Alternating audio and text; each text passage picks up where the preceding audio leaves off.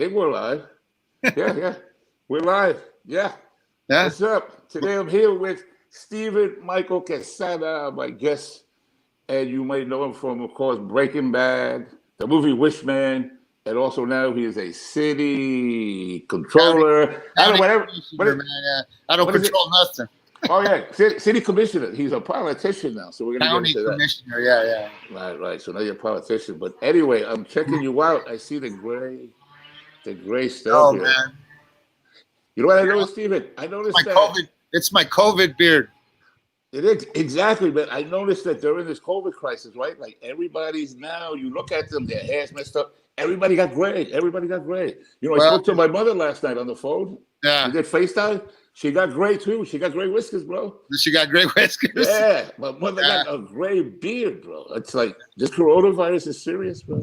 It is, man. It's making everybody's beard gray. And, we have to figure that out, man, because I can't have this. I'm too young. I know. But you're looking good. And thank you for doing this, bro. Sure, and you're on it, bro. Guess what? Look what I'm wearing. Only for you. Oh, yeah. Gomi is my homie. And that's that nice scene, man, when you're in the desert with a 2-barrel shotgun. Yeah, I know. Unfortunately, they have like 20 machine guns, and you're shooting 1 bullet at a time. They're shooting 100 bullets at a time, but still, respect to you, bro. I had 8 rounds, man. And that was it. Yeah. You went down like a man, bro. You went down like a hombre. We did, man. It was a really cool kind of modern Wild West, shootout scene that Vince Gilligan wrote in that episode, and we couldn't ask for a better ending to a great 5-year run on a real incredible show. We're still amazed. It's number 1 on Netflix right now. It's still the highest show on IMDb. You couldn't ask for a better blessing, man, for something we finished shooting, I think, 7 years ago.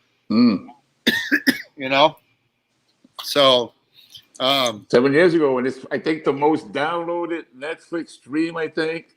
I mean, how does that feel to be watched by thousands, probably hundreds of thousands of people around the world, knowing that you're being watched, Goldman? In other words, to this date, you're getting fans from around the world as you sit there in New Mexico, Albuquerque, with a gray beard. That's right. That's gonna be good, right? Like I said, it's a blessing. We never thought that was gonna, happen. We worked hard. I mean, a lot of people don't know that Mike Robles gave me my first break. And that I'm actually a stand-up comedian. And a lot of people just know me as a dramatic actor, but that was my second job. My first job was a stand-up comic. I've done it over 35 years now. And, I was for many years, trying to get a break, get on TV. And Mike Robles gave me my first break on Que Locos. That's right. Many years ago, man. I remember writing you a letter and then calling you on the phone, and we worked it out. And me and another guy, we got a car to start here in Albuquerque. I think we jump-started a car, and we drove, I think, all the way to San Antonio. I think you were shooting it in San Antonio at the time. Yeah. When we showed up, and hey, man, you gave us a shot. You put us on your show, man, and then, and you know how this business works. As soon as they see you on TV, man, they start giving you bookings, man. They start booking you, man. So, If I remember, you were wearing I think you had a zoot suit on. Yeah, sort of. It was like the long suit from the 80s, man. It was an 80s suit. But that's all you have when you're a poor comedian trying to make a living hitting the stages around the Southwest, man. So I had what I had. I made the best use of what I had, and somehow I ended up, all right. I ended up okay, man. But you know what, man? Honestly, man, for those who are watching right now, like Steven said, he was a stand-up comedian way before you got into the acting gig. Yeah. And go to his website, and you'll see old clips of when you were doing like sketches, right? He was doing sketches, stand up, and it's funny as hell, man. So you get you'll get to see Goldie as the comedian, and a matter of fact, I think one of the sketches you'll be able to see what I'm talking about. He's wearing that suit in one of the sketches, I think. And you look badass, bro. You look badass. I'll be honest, bro. You look good, bro. That was nice. I was young and good looking. We all were, bro. We all were, man. I'm looking at photos. I was young, but I was never good looking. No. You always had it. Come on. You got that face for show business. Look, I'm looking at it right now, all right? I'm in the business too. I'm in the business too, bro. But you're on film, so it's very important. People see you on the big screen, right? Like you're 100 feet close. So I'm looking at you. Look how good you look. You got that Hollywood look, bro. You know how. Look at that angle. You have the right angle. Your head is tilted the right way. Look at me, bro. I got a baseball cap, and I don't know if I'm looking this way, but I'm looking at you, studying you, and I'm going, damn, dude. I'm looking bad for you. I'm doing what they tell you not to do in film, and I'm looking at the camera, so I'm doing everything wrong. Let me ask you, am I looking at the camera now? Yeah, you are now. Okay. You're looking at the lens. You got to look at the lens, you know. All right, so I'm looking at, so when I talk to you, I'm okay. Yeah, we get caught up looking at each other's picture, but we're not looking at I would have looked this way. But so that's something I've learned recently in the last maybe year, doing all my Zoom meetings that I do now. I do all my meetings on Zoom. So I'm bringing back an old song, man. I don't know if you remember this song, but it was Who's Zooming Who? You remember Who's Zooming Who? No, go ahead. Let me get a taste. It's an old like disco song. Who's zooming who? Oh yeah. How's it go? Who's zooming who? Do you remember that? I bet you never guessed that it was going to be an actual thing, zooming. I think the first time I heard that was at Studio 54, bro. I'm dating myself now. Studio 54. I got into Studio 54 by luck. It was 1985, Aretha Franklin. Who's zooming who? You're going to have that in my head. Who's zooming who? Hey, let me ask you, man. Why do you think this character, Gomi is my homie, why is it that so many people fell in love with Gomi? I think they liked Gomi, man, because he was just honest. He was straight up. There wasn't no frills. He was just a really well-written character that kind of played by the book, who was a really good guy and wanted to be a good guy. And, he put up with a lot of stuff with Hank. But he dug Hank. Hank was his buddy, man. Hank was his partner, man. He would die, as you know, for Hank. And he just did everything by the book, by the rules. And for a Chicano from Albuquerque to play a character like that was a dream, because as me and you both know, we don't get a lot of shots at playing good guys all the time. No. And in a show that was all about bad guys, to be one of the only good guys all the way from the beginning to the end was a blessing, bro. And I couldn't ask for more. I think it helped me set me up to play some other really good guys later, on in my career as an actor. Because I think that we should represent who we really are, because we're not, it's a small percentage of Latinos who are bad guys, who are drug dealers or gang members. Right. Majority of us are hardworking, successful, good people, from doctors to lawyers to businessmen, teachers to counselors. Right. For everything. It's true, and it's nice to see that finally it was a Latino who was putting handcuffs on people rather than the other way around too. Exactly. And, even Hank broke bad a little bit, right? I mean, Gomez was a true blue. Good guy all the way from the beginning to the end, man, and it was a blessing. Let me ask you this, because I found, obviously I'm a huge fan of Breaking Bad. I noticed that when the series first started, right, you were nice and clean-shaven, right? I was. And as it went on, you got the goatee going. Was that planned? It just happened? Did they tell you to do that? I fought for it. I did initially fight for the goatee. I told them, I go, DEA agents got to look undercover, man. They can't be looking like cops. They do we went to DEA training for quite a few days. Really? Learn how to do a meth lab, a bust, how to go into a meth lab wearing all the equipment and gear and mask and breathing apparatus. And and you have your guns and your stuff and how to get in and out without anybody getting killed or without you getting killed. And Right. so it was a pretty high stressed thing. And but when you meet, and we're trained by the DEA, and so the DEA, all those guys had beards and mustaches because most of their stuff is stakeout. They stake things out. They have to stake things out for months and months to make sure they have enough evidence before they do a bust, right? So they know that they have a good bust and that it'll stick in court and that they'll be able to prosecute. So they've got to kind of mix in. And so I told Vince Gilligan, you know, I really would like to keep this. And he goes, no, you can't. I don't want you to have it. I want you to shave it. Really? So, yeah, so I shaved it and I went in and that was it. That was clean cut Gomez for 3 seasons. And then finally the 3rd season, I came in again with a goatee in between shooting of the seasons and tried again. Yeah. And this time he bought it. He goes, really? Yeah, he goes, you know what? Yeah, go ahead, keep it. We'll write it in. We'll make a joke. So even that season, you know, Hank says something about what happened. Did they shave a dog's ass and teach you how to walk backwards? And he was talking about my goatee. Oh, okay. So he actually wrote that in. And so from then on, Gomez had a goatee, man. So that's how they introduced the goatee with that joke in that episode. Yeah. The beginning of that season, the first time we appear in that season, which I think was the 2nd episode of that season, where you bring, you know, Hank and Gomi in. So now, what was like your most? Did you have the most difficult scene? Did you have a scene that was just kind of, for whatever reason, it was difficult for you? For me, they were all difficult, man. You know, I was working with not some of the best actors, the best actors, I think, in the business. You know, was that intimidated? And it's I was under pressure all the time. I was very intimidated.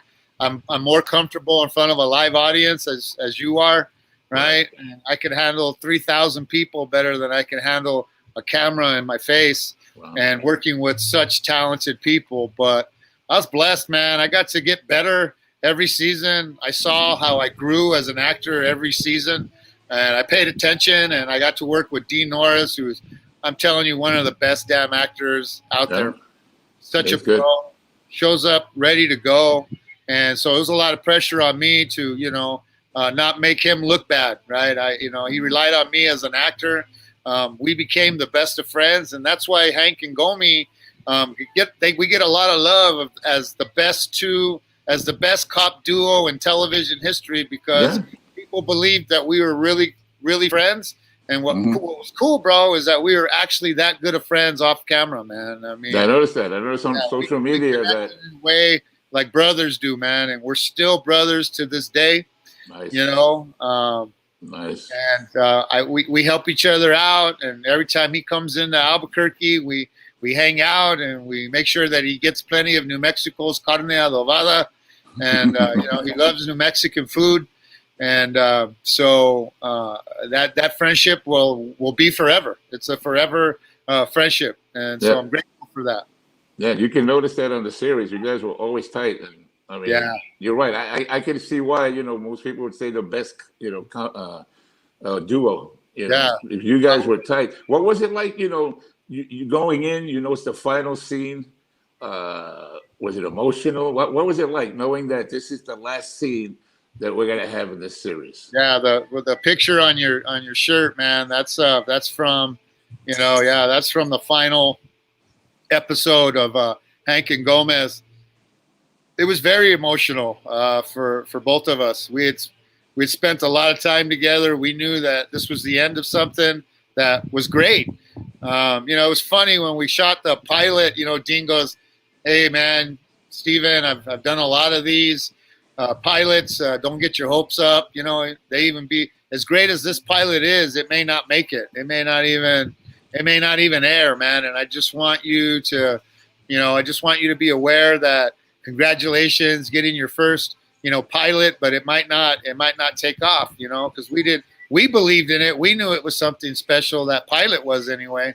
And but he was trying to keep me grounded and not get my hopes up. And it was funny. And then 6 years later, one of the best television series, and to some people, the best television series ever made. And I don't remember when I was introduced. I don't remember when I was introduced to it, but I remember when I was, and it was like, I don't know. I would like be up till like 5:30 in the morning, and it's like, okay, I'll watch the rest tomorrow. But then you start watching another one, so it's now midnight, and the next thing you know, it's like. I think we were the ones who invented binge watching, man. I mean, that kind of came from Breaking Bad. Once it was released on Netflix, man, people just binged it, man, and never stopped watching it. I had friends call me and say, "Hey, man, I didn't even show up to work. I lose my job. I couldn't shut it off." And that's because of the writers, man. Them writers. Yeah. Look at Better Call Saul. I mean, to a lot of spinoff, right? Yeah, it's the prequel to Breaking Bad, and a lot of people say, I'm not gonna do that, but they've gotten an Emmy nomination since their first season. I mean, and that. You gotta give credit to the writers for that, man. That's some pretty creative writing. That gets you drawn in, and then you get invested in the story. And once a writer has you like that, then you're in, man. You're in.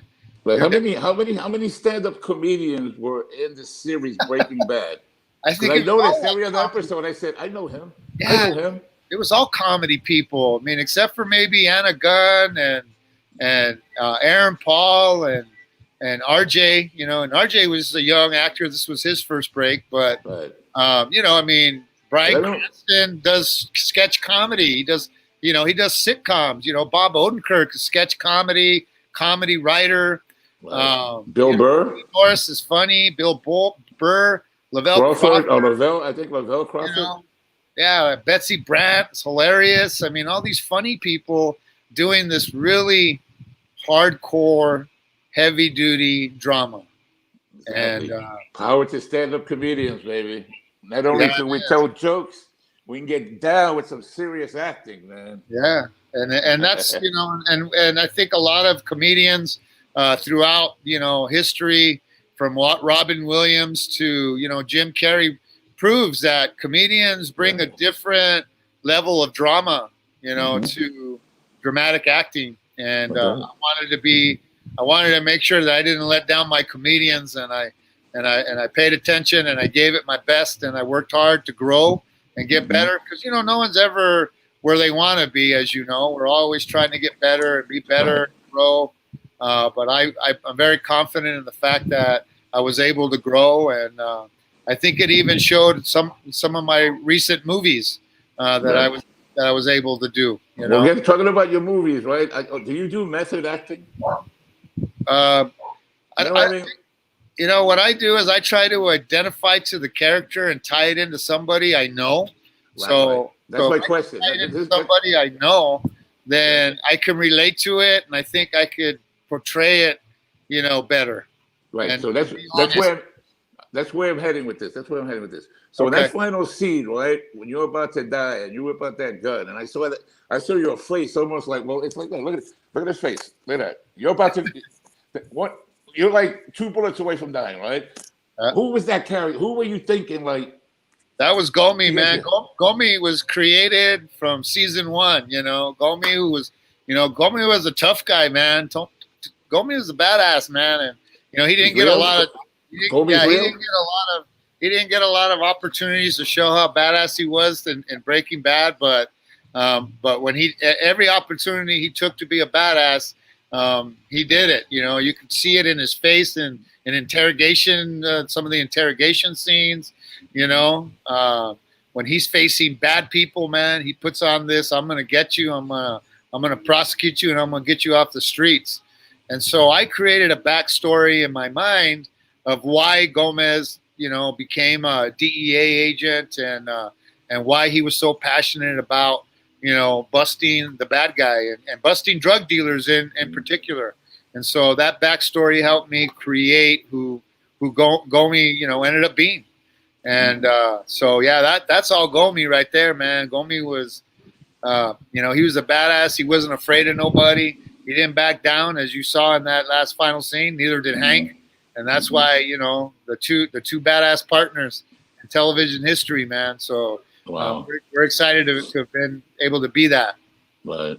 Well, let's go now. It's the final episode, right? Final episode.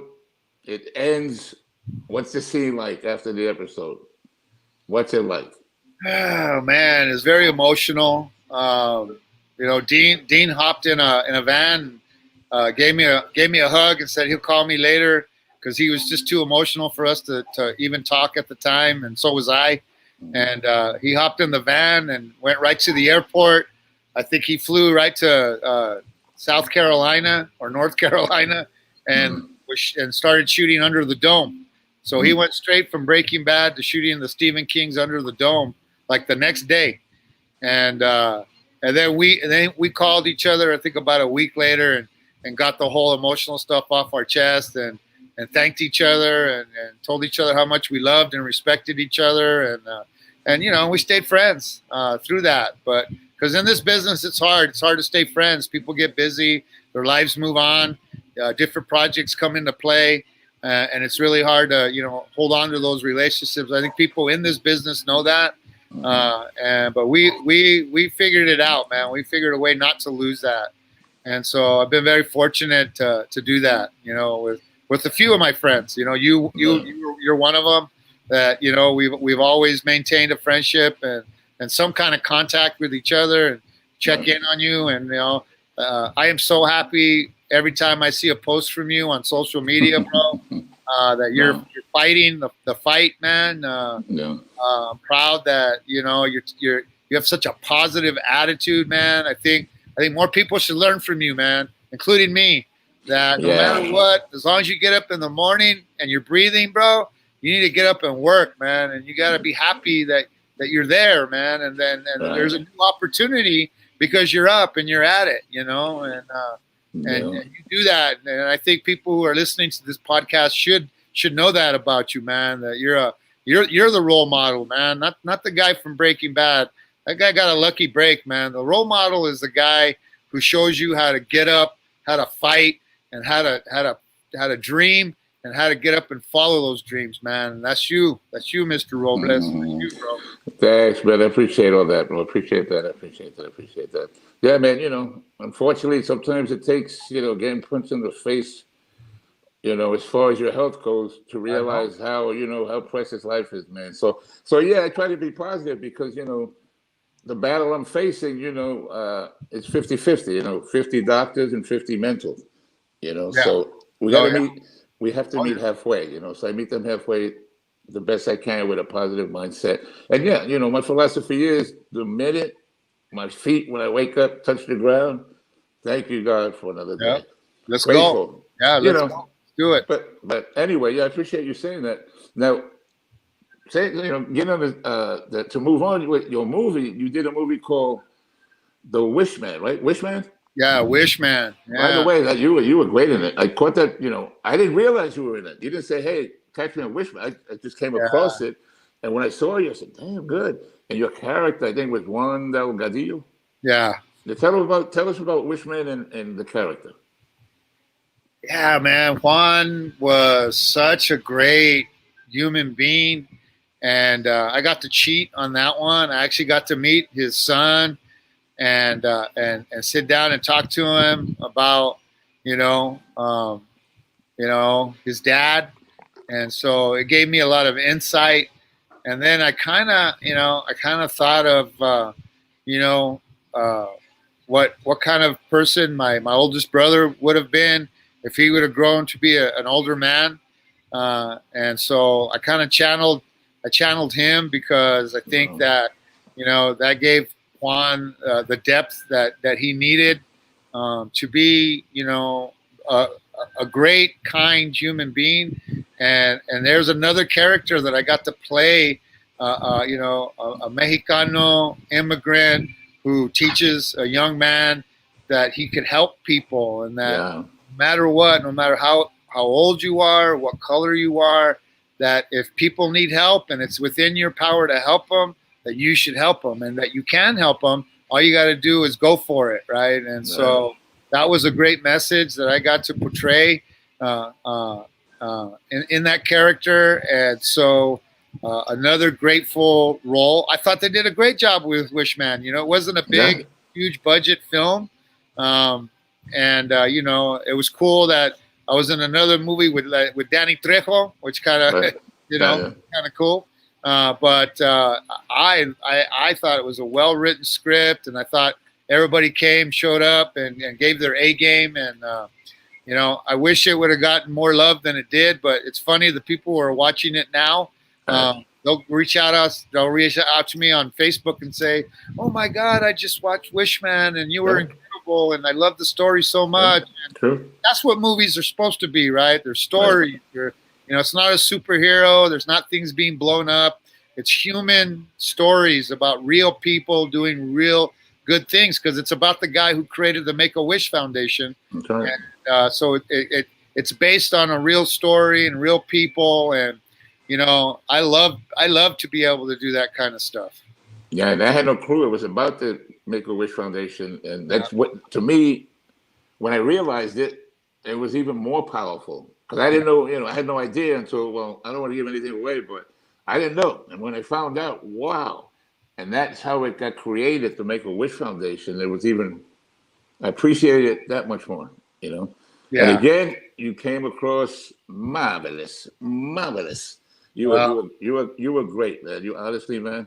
You were, I see you, like, and I'm not saying it because you're my friend, man, but I've seen you as a stand-up comedian. We worked many times. One of the times was, if you remember, Catch a Rising Star. Oh, in yeah. Reno, Nevada, in some casino in Reno, Nevada. And it was great, man, right? It was like, I don't know, a show, 2 shows. It was like a total of 9 shows. Oh, yeah. So we were together the whole week except for maybe Monday. Yeah. I think it was Tuesday through Sunday they gave. Yeah. And you went, man, and I featured, so I did 30 minutes, and then you closed the show with 45 minutes. Yeah. And you did 9 shows in a row where you killed every time. And I was like, damn. And I mean, to kill consistently, not one bad show. You know what I mean? I mean, I did my thing, but, on Sunday night, I think, I don't know if you remember this, on Sunday night, the last show, I was so happy to be leaving Reno, Nevada, bro. It was just, I'm sorry, man. I was just born out of my mind. I get that way, yeah. So what was my opening line? Mike Robles, and I go and say, thank you. Man, I can't wait to get out of this town. I'm catching the first flight out tomorrow. Yeah, I'm gonna walk right after this. I'm just gonna walk. And comedians like, oh shit, I would go home. Now I got to climb myself out of that. I think I said something wrong. And not you people. It's just. But we play with people. Sometimes you just got to say what's on your mind too. That's what happened. I'm saying, but anyway, but that was horrible. But 9 shows in a row, you destroyed. And then here you are, Breaking Bad, and then doing the movie Wishman. You were one talented dude, brother. Well, I'm hoping that coming up, that I get to show more of the world, my stand-up comic chops. That's my favorite thing in the world to do, is to make people laugh and be, have that energy and all that vibe, and doing that live show. Right. You get one shot at it, you're nervous. They say your name, and you shake it off, and you go, okay, here we go. The fight is on. It's sort of like a boxer in a ring, right? The bell ring, ding, ding, ding, ding, and you go out there, and you got to fight for 45 minutes, man. And so that's right. I like that, man. I like that live thing. I started as a theater actor back when I was, real young, high school and early college, and so that's what stand-up comedy kind of felt to me. Sort of a one-man show kind of thing. And then from there, I learned how to be a stand-up comic, because that's a lot of hard work too, as you know. Nobody's just born with those types of chops, man. That takes a lot of work. That takes a lot of failure. You got to fail a lot of times, man. Rejection, a lot of rejection. You got to fail a whole lot of times to get. Hey, you're not funny. Wait, who wrote your shitty jokes? We go through a lot to me. And I did bar comedy. I was a bar comic, man. I started out doing bars, performing in between the bands and stuff, man. Just trying to make a name for myself, man. Yeah, wow. Tough, man. Wow. I did it the hard way. Yeah. Well, those of you who have not seen Steven, like I said, and the beauty of it too, not only do you go up there with a wonderful act, but my man here goes dressed up in a nice suit, man. This guy, nice suit. I was wearing like a little. I think he has some Hugo Boss cologne going on. This guy is like. I learned that from George Lopez, man. You know, when I first performed with George Lopez, he's like, "You're a professional. You show up to work as a professional, man." Really? And, you know, and he Are you goes, serious? Is that "Professionals what wear you suits." That's what he told me. Wow. And you know, from then on, I said, "You're right. If I want to be a professional, I should dress like I'm a professional." And I've worn a suit ever since. Wow. And Okay. yeah. Wow. So now we take Stephen Michael Quesada from Breaking Bad to Wishman, and now you crossed over and you become, can I call you a politician? Would that be correct? Yeah, I mean, What's your title? I'm not a big fan of the word, but But what's your but I'm title? an elected official nonetheless. What is it? City what? I'm a county commissioner, so Let me it's ask you more this. like a city councilor. Only I'm in the county. All right, so this is what I want to ask you, right? This is what I want to ask you. So now you're a city councilman. How do you go from being a comedian, right, when you're on stage and you can say anything you want? You're the comedians. I can say whatever I want. You don't like it, whatever. Now you're a city councilman, and you gotta be careful what you say. You gotta be careful. Every word that comes out of your mouth, you gotta think twice about. I try to be, man. How do you do that? Well, my wife How do you make the she's waiting for transition? me to mess up. She's waiting for me to say something that I'm not going to recover from. How do you make that transition? Is my question. Well, you know, it's not a transition. You know, Mike. You know, the other half of my life is, you know, I worked with gang kids, man. I was a gang intervention counselor, man. I've always been a part of my community, and I've always been fighting to better my community. I have my own ideas. I truly believe I know how to fight crime, and that's by giving my people opportunities, man. By giving us jobs. You know what I mean? I don't mean to laugh, but when you said, I honestly know how to fight crime, I'm thinking, what, you like Batman now? I mean, what do you mean when you say that? I am Batman. Because if Batman was smart, with all that money, he would just put everybody to work. I don't mean to laugh. I'm sorry, but when you said I know how to fight crime, I just saw Batman. I don't know, but yeah, you know how to fight crime. You know? What do you mean when you say that? I'm Vato Man. What exactly do you mean? You know how to fight crime, like Vato Man? Yeah, Vato Man. Vato Man. Crime, right? You know, it's about giving people opportunities, man. Giving people reasons to change their life, change their direction. Don't judge somebody on an action that they've done.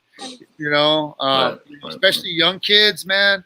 So, you know, I did gang intervention programs. I created ones with theater, and then eventually I was able to do some doing film and creating film.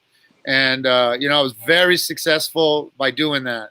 And through that mechanism and through that, you know, you get involved with politics because you have to go out and find the funding, and they have to fund your programs. And so you have to back people running for office, and then, you know, you befriend them, and then you hit them up and say, hey, I need this, I need that for my program.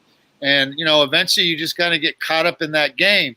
And after all these years, you know, doing what I did, I realized I didn't like what, you know, the elected officials in my area were doing, especially when it came to education, school choice, you know, and so I got involved with that. And then having my own 3 daughters, you know, got more involved in how education affected my children and what they were looking for in education. Because kids will tell you what they're looking for, man. And what are they looking for? Yeah, they're looking for. My kids wanted to do what they wanted to do. They wanted to dance.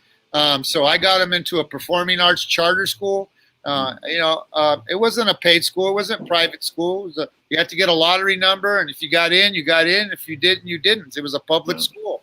But I was fortunate enough to get one daughter in, and once you get one daughter in, then it's easier to get your other kids in, because, you know, they just figure since you're dropping off one kid, you might as well drop off all your kids. Right. And, so I was able to get my kids in a charter school that changed their life, changed the direction of my kids' education. You know, they got a better education because they actually enjoyed going to school, unlike this guy here, right?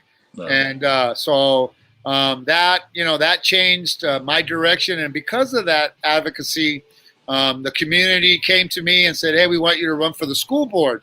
They go, and the good news is everybody hates the school board, so they'll all hate you, and you probably never be able to run for another office. So, So I did the school board for 4 years, and you know, we were able to build a couple of schools in my district because my district's really overcrowded, or my schools are overcrowded, and so I was able to you know, be able to do that and fight for school choices and make public schools look at giving options to kids and different types of education. So I was fairly successful in that. And then after that, the county commissioner in my district was termed up. So you can only be the county commissioner for 8 years. And so the community said, hey, we want you to run for county commissioner. And I thought, well, great, I'll lose because they all hate me because I'm on the school board. Right. Now we're talking about Albuquerque, New Mexico, for people who are watching. Yeah, Albuquerque, New Mexico, Bernalillo County. So and so I found that they didn't hate me, that they actually loved what I did.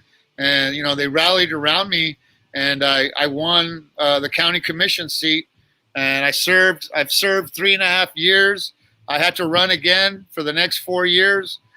We just ran a very successful primary campaign where I won pretty decisively. And so I will serve another term coming up in November. Another 4 years starting in January. So I'll do 4 more years, and then I think my public service is done. I think that I've paid back my community who have supported me, my career, the families and the people who came to my comedy shows and my plays back in the day when I was writing my own plays, and you know, and that supported my programs. And so I feel that I've paid my debt to my community, and then you know, I'm just going to enjoy the rest of my life with my wife. My wife deserves it. My wife deserves my undivided attention. You know, I want to continue to keep doing comedy. I want to continue to keep doing a movie here and there if they'll have me, and you know how that works, right? And so and I just want to enjoy our life, and so that's where I'm at. You know, community service is hard. There's no easy answers. I'm getting gray from stress, but you know, but somebody's got to do it, Mike. Somebody's got to stand up. Somebody's got to fight. Somebody's got to compromise, right? Somebody's got to listen to both sides of a story and see how we can bring them together and move it forward through compromise. You know, we're in a time in our life in this country where there's absolutely hardly any compromise. It's all very, you know, divisive, and it's about separating one party from the other, and then even separating factions within the parties. And you know, when you start getting into that kind of stuff, nothing gets done, man. And the only ones who suffer are us, man. So I'm not that kind of politician. I'm a moderate. I'm a compromiser. I'm fair. I listen to my constituents, and I work hard, man. And I have a great staff that, you know, hustles for me, and we get things done, man. So that's going to be a big pride of my life when I'm done, for sure. Well, Albuquerque's in good hands, bro. You're a good man. And let me just ask you one final question about politics, bro, because I'm always, you know me, I always like to. I need to know answers, my friend. You go ahead, man. Now that you're an elected official, you probably experienced dirty politics. You know, these guys, and they try to smear you, whatever.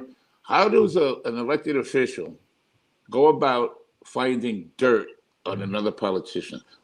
Do they hire a private investigator? Like if I wanted to collect dirt on you, what do? I hire somebody? I follow you? These days you just gotta Google people. I mean, you just gotta Google it, you know, the name, and if there's dirt, I'm sure if there's real dirt on people, that'll pop up, man. That'll come up. You know, whether it's real dirt, whether it's, you know, allegations, whatever, that comes up, right? And or they'll attack me, and they attack me. They're saying, "Oh, well, he's a comedian, or he's an actor. Why is he a politician?" They know nothing about my background. They know nothing about what I've done for the community, and I've lived here my whole life. You know, my family goes back 400 years here in New Mexico. I'm actually a New Mexican. Wow. And so, yeah, but they don't know that. Oh, he's from Hollywood. And I'm like, the only Hollywood I've ever been to was a Hollywood Video back in the day when I remember that one. That's a good one. remember Hollywood Video? Oh, I love that one. Them and Blockbuster. Look, I'm close to Hollywood. That was the closest. I'm not from Hollywood. I've never lived in LA. I've always worked out of Albuquerque, New Mexico. I've never really lived anywhere else except for college, Right. you know, which was still in New Mexico. And so, you know, but they'll make stuff up, Mike. They'll do whatever they gotta do. They'll create stuff. They'll call you this. They'll call you that. People will fight to be that decision maker, man. And you're right. They'll do it dirty, man. And it don't matter. So I just last election, I was very blessed to that. No one really got dirty. We both ran on what we've done. And I overwhelmingly have done a lot more than my opponent, and I won. And you know, and he could still run in 4 years because I'm done. After 8 years, I can't serve anymore. I'm term limited, and I think all elected offices should be that way. I think everybody should only get 8 years, and if you haven't done nothing in 8 years, get out. And if you have done something in 8 years, well, good for you. Get out. Right. You Well, know? man. You're a good man, man. So congratulations on everything you do. I hope, man, you get nothing but better opportunities and exactly what you're looking for, man. And thank you for being my friend, man. I really appreciate your friendship. Hey, no, thank you for being my friend, man. You changed my life in a big way, man. You gave me these opportunities, Mike, and there'd be no way in hell I'd ever be able to repay you, bro. But know that I love and respect you, and I'm your friend. Always. I appreciate that. Thank you, brother. I appreciate that. So tell your fans, how can they find Stephen Michael Quezada? You know, I mean, I'm like everybody else. I'm on Instagram, Twitter, Facebook, and that's the best way to, you know, reach out, see what I'm doing. You know, I post what's coming out. You know, right now we're in COVID mode, so there's no filming and there's nothing really going to be coming out soon. But, you know, hopefully when this is over, I've got a couple of projects that, you know, should be shooting as soon as we get out of this. And so I'll post all that once it comes out. And, you know, anybody who's a fan of Stephen Michael Quezada, thank you, man. I mean, you're such a blessing to me. I'm nothing really without you. And I appreciate you and everything that, you know, and you watching what I do for a living and making that important. And like I said, me and you know that without our audience and without the people who follow what we do, we really don't have a job. So thank you so much for giving me a job, giving me a purpose. And, you know, I love you. I love you guys for that. Right. And we love everybody who tuned in to check out another episode of Totally Uncensored. I'm Mike Robles. You can reach me at Mike Robles Buzz. Mike Robles Buzz. Very simple. And we thank you very much for your support, your donations of this episode. And again, this is Totally Uncensored. And you can find us on Spotify, wherever you can get a podcast. You can check this episode out. Again, thank you to my friend, Stephen Michael Quezada. God bless you, my brother. You too, man. God bless you, man. Hang in there, brother. I love you. I will. Love you too, brother. All right, everybody. Thanks for tuning in.